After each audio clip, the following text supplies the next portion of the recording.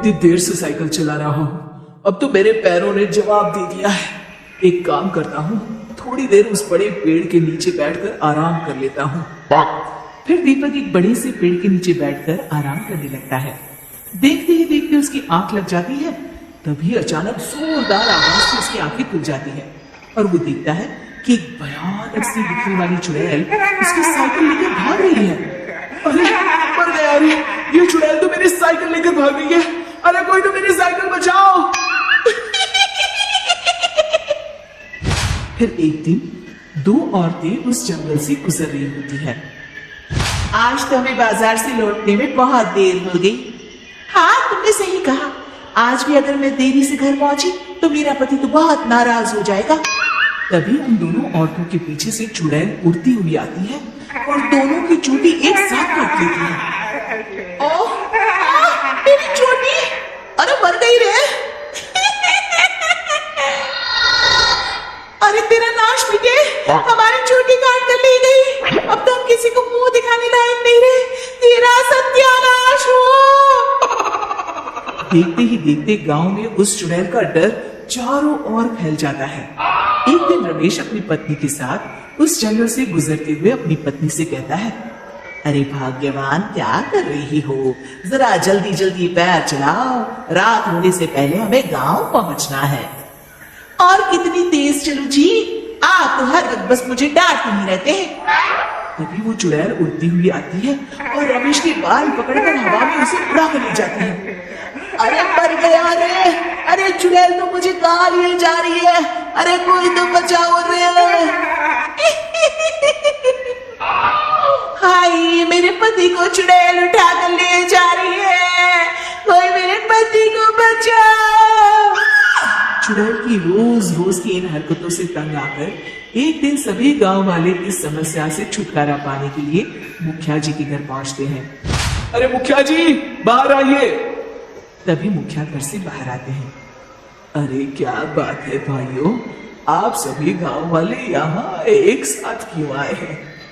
तभी विमला कहते हैं, अरे क्या बताऊं मुखिया जी, उस जंगल वाली चुड़ैल ने तो मेरी चोटी काट ली। अरे क्या बताऊं मुखिया जी, वो चुड़ैल तो मेरी नई साइकिल लेकर 9-2-11 हो गई। तभी रमेश की पत्नी कहती है, अरे ये तो कुछ भी नहीं है, वो चुड़ैल तो मेरे पति को ही उड़ा कर ले गई। तभी मुखिया कहती है, अब आप लोगों से क्या छुपाऊं, वो नाश पीटी चुड़ैल मेरे सर की पगड़ी उड़ाकर ले गई है। मैं भी जंगल से जा रहा था, तभी चुड़ैल उड़ती हुई आई। अब ये पगड़ी मैं पहनूंगी। अरे अरे मेरी पगड़ी! फिर मुखिया जी उदास होकर कहते हैं, मेरी तो कुछ समझ में नहीं आ रहा कि उस चुड़ैल से कैसे छुटकारा पाया जाए। तभी गांव वालों की भीड़ में खड़ा बब्बन मुखिया जी के सामने आकर कहता है, मुखिया जी, आप चिंता न करिए, मैं उस चुड़ैल को ऐसा सबक सिखाऊंगा कि वो जिंदगी भर याद रखेगी। तभी गिरधारी कहता है, बड़ा आया चुड़ैल को सबक सिखाने। बेटा, अभी तुम्हारा माला उस चुड़ैल से पड़ा नहीं है। अरे बड़ी बड़ी बातें करना तो आसान है, कुछ करके दिखाओ तो माने। तो ठीक है, कल मैं अकेला जंगल में जाऊंगा और उस चुड़ैल का किस्सा हमेशा के लिए खत्म कर दूंगा। फिर अगले दिन बब्बन उस जंगल में पहुंच जाता है और चुड़ैल को आवाज देने लगता है, अरे चुड़ैल दीदी, कहाँ हो तुम? मैं तुम्हारे लिए खुशखबरी लाया हूँ। तभी चुड़ैल बब्बन के सामने आ जाती है। आज पहली बार कोई इंसान मुझे ढूंढता हुआ इस जंगल में आया है। अरे तू कहाँ से आया है और मेरे लिए क्या खुशखबरी लाया है? मेरा नाम बब्बन है और मैं चुड़ैलों के राजमहल से आया हूँ। चुड़ैलों की रानी पूतना ने मुझे यहाँ भेजा है ताकि मैं तुम्हारी परीक्षा ले सकूं, और अगर तुम परीक्षा में पास हो जाती हो तो तुम बाकी चुड़ैलों के साथ उस राजमहल में हमेशा के लिए रह सकती हो। चुड़ैल खुश होकर कहती है, क्या तू सच कह रहा है? मुझे चुड़ैलों के राजमहल में रहने का मौका मिलेगा? अरे अगर ऐसा हो गया तो मजा आ जाएगा। वैसे भी मैं इस जंगल से तंग आ चुकी हूँ। हाँ, तुम्हें राजमहल में रहने का मौका मिलेगा। चलो पहले मेरे कुछ सवालों का जवाब दो। सबसे पहले ये बताओ कि तुम्हारे अंदर क्या क्या शक्तियां हैं और तुम उनसे क्या क्या कर सकती हो? मैं गायब हो सकती हूँ, बड़े बड़े हाथियों को हवा में घुमाकर फेंक सकती हूँ, और इतना ही नहीं, मैं किसी का भी रूप धारण कर सकती हूँ। ये सारी खूबियां तो सभी चुड़ैल में होती है। कुछ और बताओ, जैसे कि क्या तुम अपने शरीर का आकार घटा बढ़ा सकती हो? इसमें कौन सी बड़ी बात है? अगर मैं चाहूँ तो अपने शरीर को एक छोटी सी चींटी के जितना छोटा बना सकती हूँ, और अगर मैं चाहूँ तो इस बड़े से पेड़ से भी बड़ी बन सकती हूँ। मुझे तुम्हारी बातों पर विश्वास नहीं है। आंखों से देख लूंगा तभी मानूंगा।